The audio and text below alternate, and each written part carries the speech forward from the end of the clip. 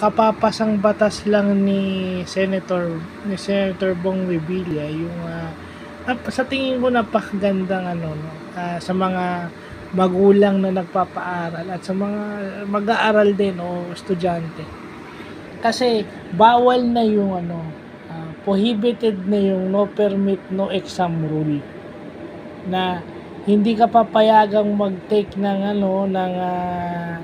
hindi ka papayagang mag-take ng exam pagka ikaw hindi bayad. So hindi naman inaalis ng law na may utang yung mga magulang ng bata sa eskwelahan o yung mga estudyante, yung magulang o guardian ng mga estudyante sa eskwelahan. Pero pinapayagan silang mag-take ng exam habang ginagawa ng paraan ng kanilang mga magulang yung kanilang pang-tuition fee.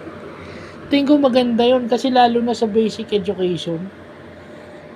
Talagang natotrauma may mga kaklase akong gano'n na hindi makapagbayad na exam. Siyempre,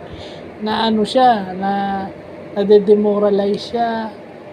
Minsan nade-depress pa nga yung mga kaklase ko noon dahil may mga ganyan eh.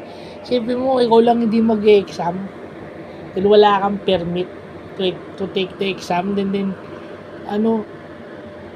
nagpo-promissory note ka, tapos late ka nang mag-e-exam.